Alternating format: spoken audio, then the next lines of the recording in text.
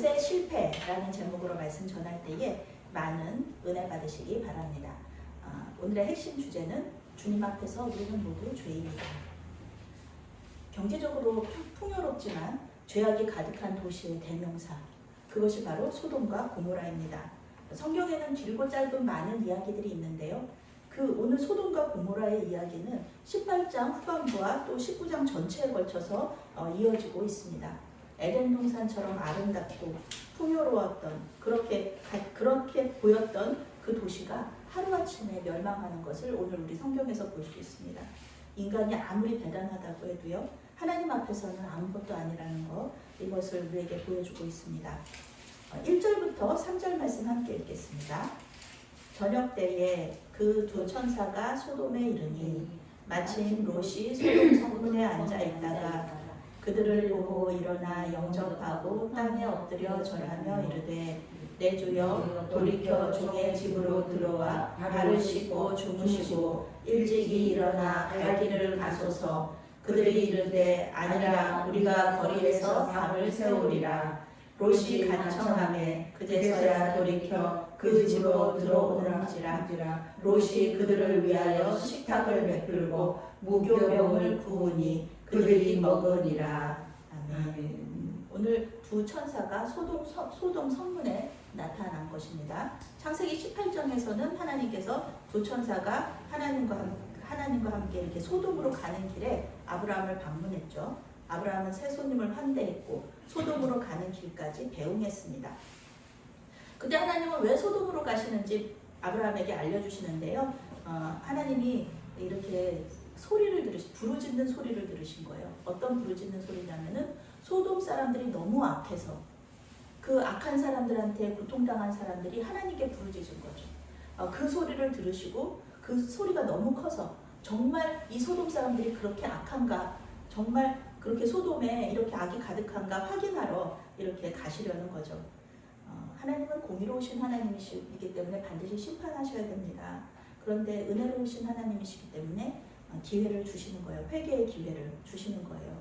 하나님께서 확인하러 간다는 것 자체가 회개의 기회가 되는 거죠. 사실 하나님이 모르시겠어요. 그거를 소돔 땅에 악이 가득한 걸 모르시겠습니까? 그런데 아시면서도 하나님께서 한번 가셔서 또 이렇게 회개할 수 있는 기회를 주시는 거죠. 사람의 죄악과 하나님의 심판 이 사이에서 하나님께서 참 힘들어하시는 것을 우리는 성경에서 볼 수 있어요. 심판하셔야 되는 건 당연한 거예요. 악한 사람들이 벌을 안 받는 거, 그렇게 되면 계속 악해지잖아요. 악을 끊어주셔야죠. 그거 하나님께서 해주셔야 되는 일입니다. 그런데 그러면서도 심판하시면서 이 마음 아파하시는 거예요. 사람 사랑하시기 때문에. 그 모습이 창세기에 계속해서 나타납니다. 아담과 하와 사건, 또 그 홍수 사건, 바벨탑 사건. 하나님은 계속해서 사람한테 사랑을 주시는데 사람은 하나님을 계속 배신하죠. 그래서 심판을 자초해요. 그렇지만 하나님은 심판 가운데서도 은혜를 베풀어 주셔서 인류가 멸망해야 마땅한데 끊어져야 마땅한데 계속해서 이어지게 하셔요. 소돔 땅에 대해서도 마찬가지로 기회를 주시는 거예요. 구원의 기회를. 소돔 왕이 말기세덱과 아브라함의 그 축복하는 모습을 보게 하시잖아요. 그때 한번 이미 축복할 수 있는 축복에 보면서 이렇게 하나님을 알게 하셨는데 소돔 왕이 하나님 믿지 않았죠. 아브라함에게 소돔을 멸망시키겠다고 예고하시면서 아브라함이 중보기도 해요. 의인 10명만 있으면 멸망시키지 않겠다. 하나님하고 약속해요. 아브라함은 소돔에 이제 롯도 있고 롯의 가족들도 있으니까 설마 10명은 되겠지 해서 10명으로 딱 생각했지만 그거는 아브라함이 보기에 의인이에요. 하나님이 보시기에는 성경에 나오죠. 의인은 없다. 아무도 없다. 한 명도 없다. 하나님 보시기에는 소돔 땅이 구원받지 못할 땅인 거예요. 아브라함이 보기에는 롯의 가족들이 있으니까 10명은 되겠지 생각했지만 그랬다는 것이죠. 그래도 하나님 약속을 받고 아브라함은 계속 기다리고 있는 거고, 이러한 상황 속에서 점심 대접을 잘 받은 두 천사가 저녁 무렵에 소돔성에 도착을 하게 됩니다. 이게 하룻밤새 일어나는 일이에요. 소돔 성문에는 아브라함의 조카 롯이 앉아 있어요. 고대 근동에서 성문 앞에 앉아 있다는 것은 이 롯의 신분이 높다는 것을 말해주는 거예요. 재판이나 중요한 회의가 성문 앞 광장에서 유럽 가보신 분들은 아시겠지만 성문 앞에 큰 광장이 있잖아요. 거기서 이제 재판도 열고 또 이렇게 회의도 하는데 거기서 이제 앉아있다는 것은 롯이 높은 사람이라는 것을 알려주는 겁니다. 아브라함과 견줄 정도로 당연히 재산도 많았고요. 아브라함의 도움으로 소돔성이 구원을 받았잖아요. 그러니까 자기 뒤에 아주 대단한 아브라함이라는 삼촌이 있는 거예요. 그러니까 이 롯의 지위가 높을 수밖에 없는 거죠. 롯은 아브라함과 함께 여호와 신앙을 가지고 있었어요. 그러니까 우리는 롯을 의인이라고 생각해요. 그리고 이 앞으로 롯이 어떤 선택을 하든지 굉장히 하나님이 기뻐하시는 선택을 할 것이다라고 우리는 생각할 수 있어요. 우리는 그렇게 기대할 수 있어요. 그렇지만 성경을 읽어보면 알겠지만 롯이 우리의 기대를 충족시켜주지 않습니다. 처음에는 롯도 아브라함처럼 천사를 이렇게 판대해요. 우리 그렇잖아요. 좋을 때는 다 잘합니다. 우리가 아주 행복하고 다 잘되고 기도하는 것마다 다 이루어지고 사업하고 프로그램하는 기획하는 것보다 다 이루어지면은 그렇게 믿음 좋은 사람들이 없어요. 다 하나님께서 하셨다고 그렇게 하나님께 영광 돌려요. 결정적인 거는 고난 당했을 때죠. 고난 당할 때 내 믿음이 어떤지가 나타나게 되는 겁니다. 롯은 지금 너무 좋은 거잖아요. 성문 앞에 앉아서 높은 사람이 되었고, 그래서 그 두 천사가 이제 여기서는 천사인 거를 모르니까 두 남자가 이렇게 들어오는 것을 보면서 딱 보니까는 나그네들이에요. 외국인들이에요. 그러니까 보자마자 땅에 엎드리면서 자기 집으로 초대를 해요. 저녁이 되었으니까 씻고 자기 집에서 식사하시고 주무시고 내일 가십시오. 내일 아침에 일찍 떠나십시오. 이렇게 얘기하는 거예요. 그런데 천사들은 롯의 청을 거절해요. 자기들은 이 성문 광장에서 노숙을 하겠다는 거예요. 그러니까 롯이 생각하기에 롯은 이제 아브라함한테 교육을 잘 받았잖아요. 당연히 이 손님들을 잘 대접해야 된다고 생각하는 거예요. 가십시다. 그리고 더 중요한 이유가 롯은 이 소돔 땅에서 계속 살고 있잖아요. 이 나그네들이 이 노숙을 하다가 무슨 일을 당할지 알고 있는 거예요. 그러니까 안 되는 거죠. 그렇게 이 나그네들이 절대로 여기 노숙을 하면 안 되는 거예요. 그래서 성경에서 이렇게 나와요. 아주 강권했다, 강청했다. 그렇게 얘기하고 있어요. 간청했다. 근데 이거는 간청했다는 말에는요, 팔을 비틀다라는 뜻이 있어요. 팔을 비틀다. 그러니까 그냥 말로만 한 게 아니라 팔을 비틀어서 아주 폭력을 조금 폭력적이잖아요, 이런 게. 근데 좀 강제적으로 이렇게 그 천사들을 이렇게 이끌었다는 거예요. 집으로 이끌었다는 거예요. 고대 근동이 나그네를 판대하는 문화를 가지고 있다면은 소돔은 나그네를 이렇게 해치고 괴롭히는 문화를 가지고 있었어요. 롯은 아브라함처럼 소를 잡아서 대접하지는 못해요. 좀 저녁 늦게니까. 그런데 급하게 무교병을 새로 구워서 천사들을 대접합니다. 롯은 이렇게 자기가 최선을 다해서 그 천사들을 대접하는 거예요. 소박해 보일지 모르지만 천사들이 이거 소박해서 나 점심 때는 뷔페 먹었는데 저녁에는 이게 뭐야? 이거 그 쿠키 같은 거, 크래커 같은 거 주네. 이렇게 생각하지 않았다는 거예요. 천사들은 아무 말 없이 그것을 어떤 불평도 없이 먹습니다. 하나님께서는 우리의 중심 보시는 분이시지 겉모양 보시지 않는다는 거 우리가 알 수 있습니다. 4절부터 7절 말씀 함께 있습니다. 그들이 눕기 전에 그 성 사람 곧 소돔 사람들이 롯을 막론하고 원군에서 다 모여 그 집을 에워싸고 롯을 부르고 그에게 이르되 오늘 밤에 내게 온 사람들이 어디 있느냐 이끌어내라 우리가 그들을 상관하리라. 롯이 문 밖에 무리에게로 나가서 뒤로 문을 닫고 이르되 청하노니 내 형제들아 이런 악을 행하지 말라. 내게 아멘. 롯이 천사들의 팔을 비틀면서까지 이 집으로 모셨던 이유가 있어요. 이 악한 소돔 사람들이 이 나그네들에게 어떻게 해야 할지를 이미 알고 있었기 때문에 그래요. 성경은 소돔 사람들이 노소를 막론하고 다 모였다고 말하고 있어요. 천사들은 소돔 사람들에게 어떠한 잘못도 하지 않았습니다. 어떤 해도 끼치지 않았어요. 그들은 그저 소돔 성에 들어온 손님이었을 뿐이에요. 그런데 소돔 사람들에게 악한 일을 당한 사람들의 부르짖음이 너무 커서 그것을 확인하러 왔는데 자기들이 그 일을 당하게 생긴 거예요. 우리가 영화나 드라마에서 이제 비밀 요원들이 교도소에 위장 잠입하잖아요. 그런 거랑 비슷한 상황이 지금 벌어지는 거예요. 노소를 막론하고 원근에서 모였다. 그것도 이 사람들은 다 남자들이에요. 그들은 악을 행하기 위해서 하나가 되어 있었습니다. 여기 모인 이 모든 남자들이 젊은 남자나 늙은 남자나 다 롯의 집을 에워싸고 두 나그네를 내놓으라고 롯을 위협합니다. 그들은 자기들의 힘을 보여주는 거예요. 이 나그네들을 괴롭히려고, 그 나그네들을 성폭행하려고 합니다. 상관하리라는 뜻이 그거예요. 동성애를 하는 것도 하나님 앞에 큰 죄예요. 용서받을 수 없는 큰 죄인데 강제로 많은 사람들이 그 두 사람을 강간한다는 것이죠. 죄를 더하는 것입니다. 소돔 사람들은 이것이 죄라는 것을 알고 있어요. 동성애, 고대 근동에도 동성애가 있었지만, 그런데 동성애뿐만 아니라 이 사람들은 강제로 많은 사람들이 그 두 사람한테 악을 행하는 거죠.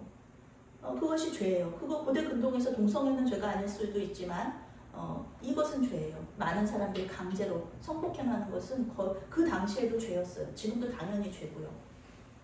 그런데 그 사람들은 그건 죄라고 알고 있어요. 그런데 그 죄에 너무 젖어 있어요. 그래서 그 죄가 죄인 것도 모르고 있는 거예요. 죄라는 것을 인정하지 않고 그저 이 본때를 보여줘야지. 우리 이 소돔성에 들어온 사람들에게 우리 성이 더 강하다는 것을 보여줘야지. 이러면서 아무 힘없고 죄 없는 나그네들을 괴롭히면서 자기들이 아주 우월하다는 것을 보여주려고 했던 거예요. 이미 이런 일들을 많이 해왔어요. 이 사람들은. 이 두 나그네한테만 처음으로 한 게 아니에요. 죄책감도 없었고요. 롯도 이들의 행태를 알고 있었기 때문에 나그네들을 보호하려고 이 두 나그네를 자기네 집으로 데리고 온 것이죠. 이런 일들이 한두 번이 아니었을 거예요. 악한 소돔 사람들에 대해서 부르짖음, 그들이 이렇게 악한 일을 행합니다. 부르짖는 이 부르짖음이 하나님께까지 상달될 정도면은 이 사람들이 얼마나 악한지를 알 수가 있는 거예요. 롯은 자신이 소돔성에 완전히 정착했다고 생각했을 수도 있습니다. 많은 재산을 가지고 있었고 높은 사람이 되어서 재판정에 앉아있고 자녀들도 모두 소돔 사람들하고 지금 약혼한 상태예요. 그러니까 자기는 이제 소돔 사람이다.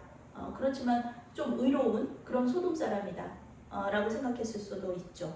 그런데 소돔 사람들은 롯을 소돔 사람이라고 인정해주지 않아요. 그들은 소돔 사람이라고 인정해주는 것이 아니라 그저 롯도 나그네일 뿐이다. 여기에 두 천사들처럼 그저 나그네일 뿐이다. 우리 사람이 아니다. 우리 마을 사람 아니다. 우리 동네 사람 아니다라고 생각하는 거예요. 롯은 소돔 사람들을 형제라고 부르면서 악을 행하지 말라고 권면하지만 그들은 듣지 않습니다. 하나님은 다시 한번 롯의 말을 통해서 회개의 기회를 주시는 거예요. 그런데 악으로 가득한 그들의 마음을 돌릴 수가 없었습니다. 9절부터 11절 말씀 함께 있습니다. 그들이 이르되 너는 물러가라. 또 이르되 이자가 들어와서 거류하면서 우리의 법관이 되려 하는도다. 이제 우리가 그들보다 너를 더 헤아리라 하고 롯을 밀치며 가까이 가서 그 문을 부수려고 하는지라. 그 사람들이 손을 내밀어 롯을 집으로 끌어들이고 문을 닫고 문 밖에 무리를 대소를 막론하고 그 문을 어둡게 하니 그들이 문을 찾느라고 헤매었더라. 아멘.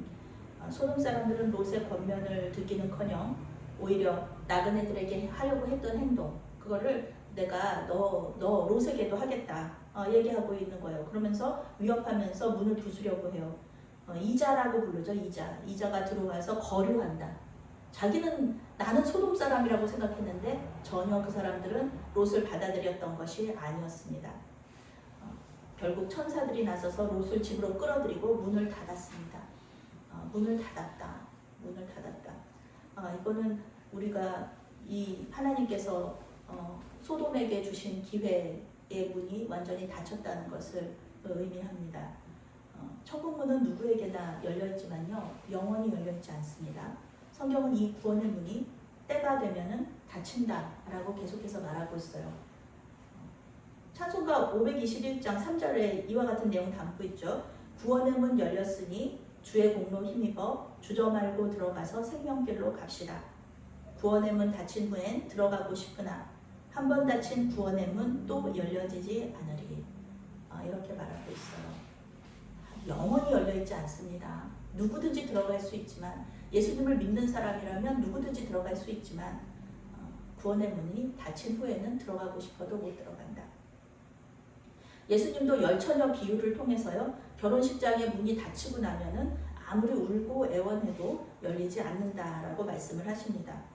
예수님 다시 오셨을 때는 당연히 예수님 믿죠. 예수님 심판주로 오시는데 누가 봐도 신이 오시는데 그때는 당연히 믿죠. 그런데 그때는 믿어도 소용이 없다라는 것입니다. 그리고 그거는 믿는 것도 아니고요. 우리는 롯의 집 문이 닫히는 것을 보면서 이제 소돔성 끝났구나, 소돔 이제 멸망당하는구나, 이렇게 알 수가 있습니다. 예상할 수 있습니다. 롯의 집이 아무리 튼튼하다고 그래도요, 고대 근동에서의 집이잖아요. 소돔의 남자들이 다 모였는데 집이 안전할 수가 없죠. 그런데 문은 금방 부서지고 롯과 나그네들은 이제 소돔의 남자들에게 험한 일을 당할 수도 있는 그런 아주 긴박한 위기의 순간에 천사들이 소돔 남자들의 눈을 멀게 합니다. 천사들이 능력을 사용한 거예요. 일시적으로 실명을 당합니다. 그런데요, 이 악한 소돔 남자들이요, 이 문이 실명이 당한 이 상황에서도요, 집으로 돌아가지 않아요. 그러고서는 그 문을, 그 소돔, 그 롯의 집으로 들어가려고 그 문을 계속 찾는 거예요. 무슨 영화 속에 나오는 좀비들 같지 않습니까? 눈이 먼 상황에서도 그 문으로 들어가서 그 나그네들하고 이 롯을 해치려고, 그 악한 마음이 얼마나 무서운 거예요. 이게 죄가 얼마나 무서운지를, 악의 눈이 멀게 되면은 스스로에게 거짓말을 하면서도 그 악을 계속할 수밖에 없는 그런 우리의 죄성을 보여주는 것이죠. 집으로 돌아가지 않아요. 12절부터 14절 말씀 함께 있습니다.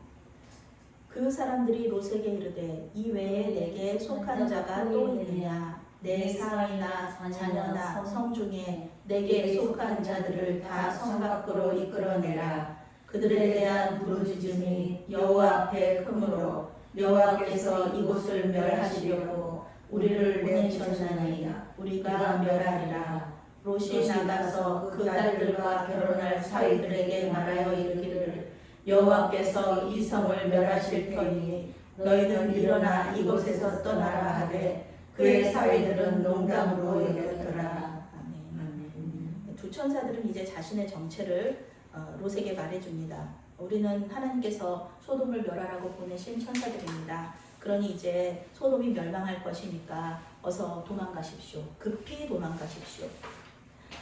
소돔에 대한 그 심판의 증인이 바로 이 두 천사들이에요. 본인들이 당할 뻔한 거잖아요. 그러니까 누구도 억울하다고 말할 수 없어요. 이제 소돔에 대한 심판의 선고가 내려졌습니다. 롯과 롯의 가족들은, 성경에서는 롯과 롯의 가족이 의인이라서 도망칠 수 있었던 것이 아니라 아브라함의 가족들이기 때문에, 아브라함을 생각하셔서 하나님이 그래서 이 사람들을 구원시켜 주셨다고 말씀하고 있어요.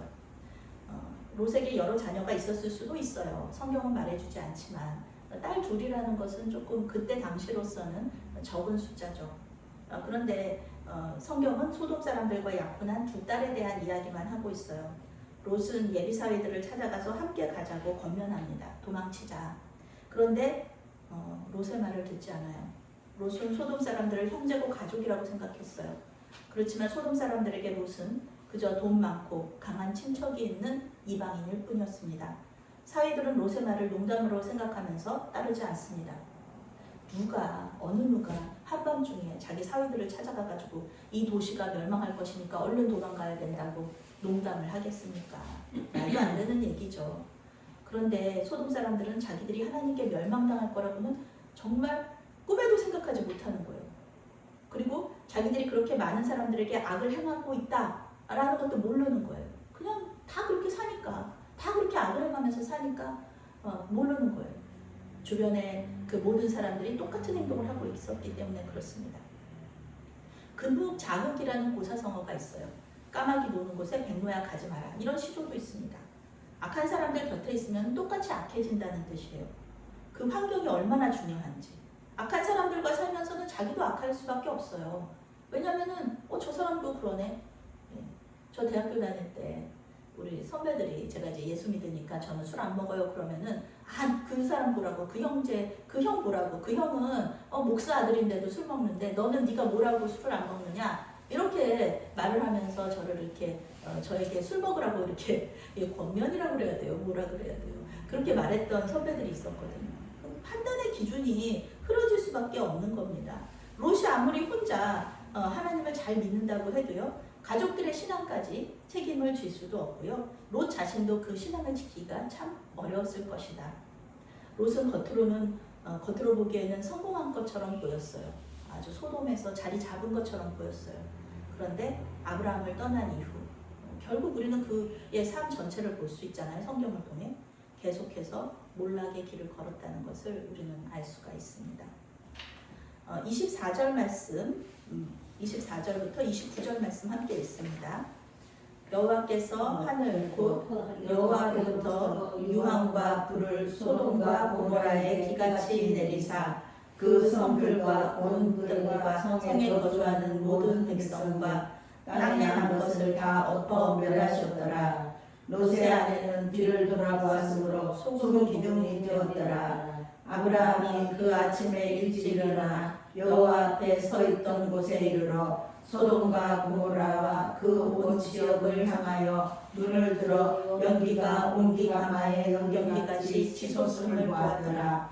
하나님이 그 지역의 성을 멸하실 때에 롯이 거주하는 성을 엎으실 때에 하나님이 아브라함을 생각하사 롯을 그 엎으시는 중에서 내보내셨더라. 아멘. 결국 소돔은 멸망합니다. 소돔만 멸망한 것이 아니라 소돔과 붙어있던 고모라와 다른 작은 도시들도 함께 멸망합니다. 소돔은 그 지역을 대표하는 도시였을 뿐이고요. 소돔 주변의 땅들도 같은 죄를 짓고 있었다. 회개하지 않음으로 말미암아 결국은 같이 멸망을 당합니다. 인간의 문명이 아무리 대단하다고 해도요, 하나님께서 이렇게 멸망시키시겠다고 작정하시니까 아무것도 그들이 할 수 있었던 것이 없어요. 학자들은 이 지역에 지진이 있었다. 큰 지진이 있어서 땅속에 있던 것들이 전부 다 튀어나오고 또 폭발이 일어나서 유황이 비처럼 내렸다. 이렇게 말하고 있습니다. 소돔에 사는 사람들과 짐승들, 나무와 풀 한 포기까지 모두 멸망당하는 그런 와중에서 롯과 그의 아내와 두 딸만 목숨을 건졌습니다. 롯은 계속해서 지체해요. 천사들은 도시들이 이렇게 멸망되는 이 상황 속에서 이들을 구해야 되니까 아주 동분서주하고 있는데, 아주 그냥 그들을 구하려고 노력하고 있는데, 이 상황 속에서도 롯과 그의 가족들은 지체합니다. 개역 개정 성경은 롯이 지체했다고 번역하고요. 새번역 성경은 롯이 꾸물거렸다 이렇게 번역합니다. 영어 성경은 롯이 그 자리에 그대로 서 있었다 이렇게 번역하고 있어요. 아니, 도시 전체가 멸망하기 직전이에요. 천사들은 빨리 도망가라고 난리예요. 그런데 롯은 계속해서 그 자리에 서 있는 거예요. 왜 그랬는지 성경은 말해주지 않습니다. 우리는 그것을 유추할 수 있을 뿐이죠. 정말로 소돔이 멸망할까? 그걸 의심했을 수도 있어요. 그리고 소돔에 남기고 가는 재산들과 또 사람들이 아까웠을 수 있어요. 종들도 많았을 거잖아요. 그리고 이 두 명의 자녀 말고 다른 자녀들도 있었을 수 있잖아요. 실제로 롯의 아내는 뒤를 돌아보지 말고 도망치라는 천사의 경고를 듣고도 뒤를 돌아보다가 소금 기둥으로 변합니다. 물론 롯의 아내가 단지 뒤를 돌아봤기 때문에 소금 기둥으로 변한 것은 아니에요.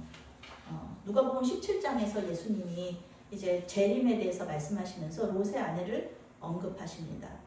예수님은 그날에 물건을 가지러 집안에 들어가지 말라 이렇게 말씀하셨어요.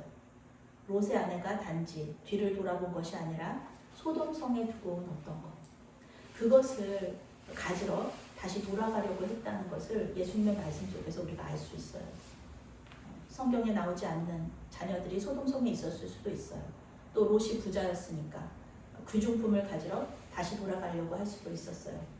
그런데 우리는 귀중품보다도 생명이 가장 중요하다는 거, 그것을 잊지 말아야 합니다. 우리 비행기 사고 날 때 얘기하잖아요. 짐 챙기지 말라고. 몸만 빠져나와야 됩니다. 몸만 빠져나와야지 짐 챙기다가 보면은 민폐 끼치는 거예요. 다른 사람들도 자기 생명뿐만 아니라 다른 사람들의 생명도 위험하게 만들 수 있어요. 그러니까 예수님이 말씀하시는 거 이거잖아요. 생명이 가장 중요하다는 것, 그리고 그 생명을 주기 위해서 내가 이 땅에 왔다라고 계속해서 말씀하세요. 재산, 물질 이런 거 중요하지 않다니까요. 가장 중요한 건 내 생명이라는 겁니다. 롯은 천사들의 말에 계속해서 불순종합니다. 서둘러서 도망하라고 하는데 지체하고, 산 위로 도망가라고 하는데 소알성으로 가겠다고 하고, 결국은 소알성에서도 못 살고 산속에 있는 동굴로 피신합니다.